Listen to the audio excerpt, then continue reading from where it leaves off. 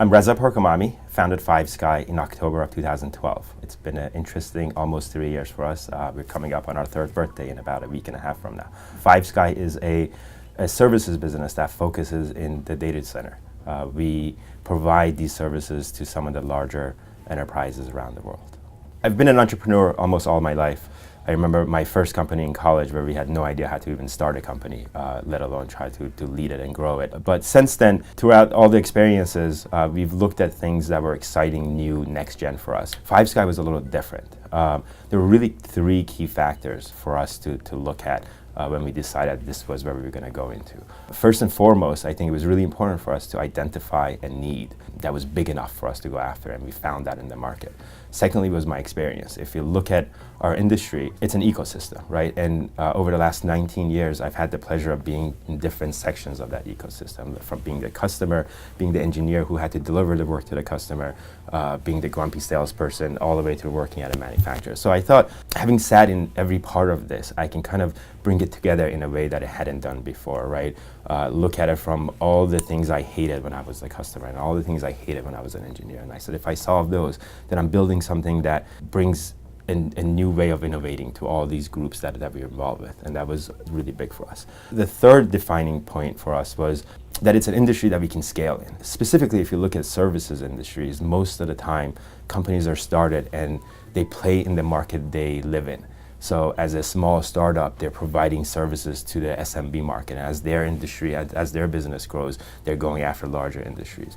Here, we looked at it and saw the ability for us to be able to go after some of the larger customers and thus enable us to grow really rapidly, which has been a key success for us.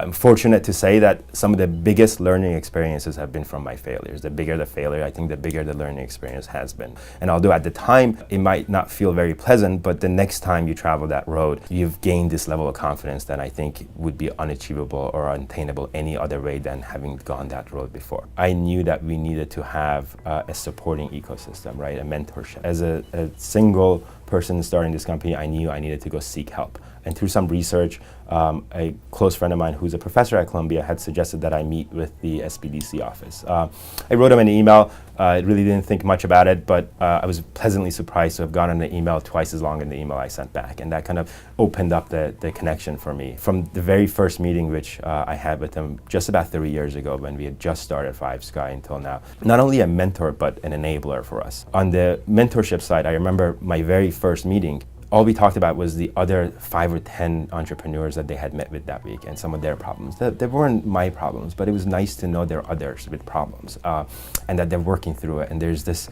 whole world that exists that I'm part of, right? And that kind of gives you the confidence to say, well, if this guy has this problem, mine doesn't seem suddenly so bad and I can go achieve it. The second value add that's been very tremendous for us has been their ability to be an enabler.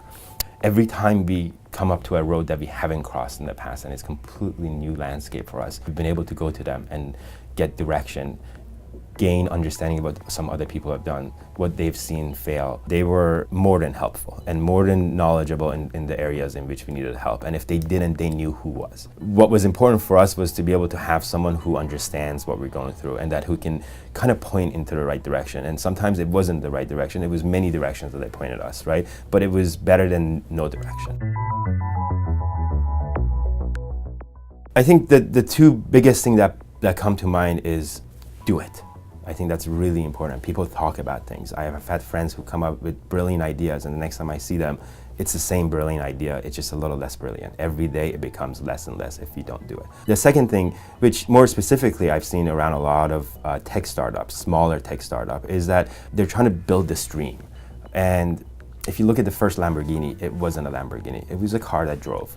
And it went forward and made some turns, and it had a lot of problems. Even if you go back 20 years from now, it still wasn't a refined machine. But it constantly adopted and evolved and grew. It's unfortunate when I see some of these startups kind of get really focused down to their feature functionality and these little things, and they really haven't thought about some of the bigger things, and they're trying to focus on getting all the little things sorted out. I think having the shortest path to success at the beginning is important, right? People want to take a step back and build the best, greatest, and awesomest things. That will come. If you have the idea, you have the right team, and the passion, it will be that. Don't lose sight through the process and prolong things and be afraid of entering the market. Go in the market, get slapped, come back, redo it, and go do it again. I think that's the fastest, most efficient way to success.